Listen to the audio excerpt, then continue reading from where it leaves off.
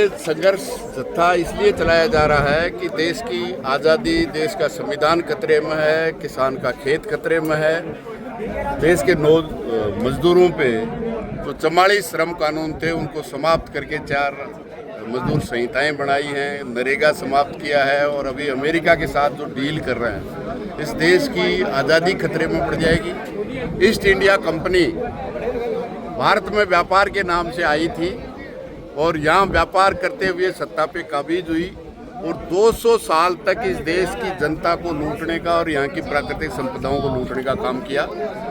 यहाँ इस देश में बहुत बढ़िया मलमल बनती थी, उन कारीगरों के हाथ काटे और इंग्लैंड में बनने वाला कपड़ा यहाँ लाकर बेचने का काम किया और जंगे आज़ादी में विदेशी कपड़े की होली जलाने का काम किया और जो आक्रोश जनता में था उसके कारण 15 अगस्त 47 को छोड़ के गए।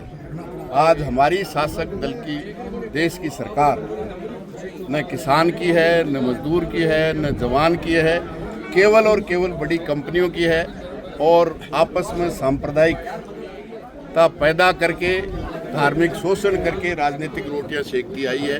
अब मैं समझता हूँ जहाँ 400 पार का नारा दिया था वो 240 पे आई है और तेजी से हमला करके जनता को एक तरफ लूटने का काम करते हैं और दूसरी तरफ आम जनता को बांटो, लूटो, राज करो, अंग्रेजों की नीति पे चल रही है। इसके लिए आक्रोश रैली 24 मार्च को तो शहीद आजम भगत सिंह, राजगुरु सुखदेव की 23 मार्च को है, उस दिन भी पहुंचेंगे और 24 तारीख को वो आक्रोश रैली होगी।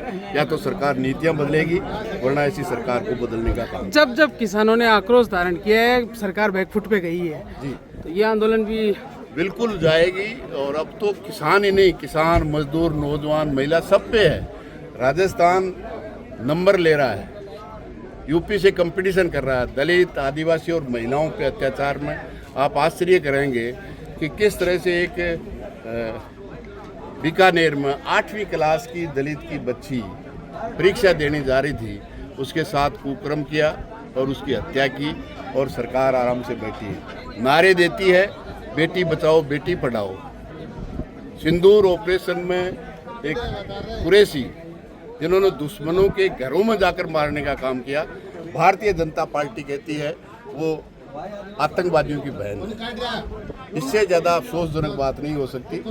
राजस्थान में बच्चे पढ़ने जाते हैं, झालावाड़ में 7 बच्चे भवन गिरने से जान गंवाते हैं और हमारी भजनलाल की सरकार उसको एक बकरी सहायता में देती है कि गरीब तो केवल बकरी खरीदते। आज हजारों स्कूल ऐसे हैं जो बैठने लायक नहीं है, पीने का पानी नहीं है, बच्चों के लिए शौचालय नहीं है और हमारी सरकार अभी भी 2 साल में कह रही है कि हमने तमाम जो वायदे किए थे वो पूरे कर दिए। तो मैं समझता हूँ सबसे बड़ा वायदा किया था कि पड़ोसी हरियाणा, पंजाब के बराबर पेट्रोल डीजल की रेट कर देंगे।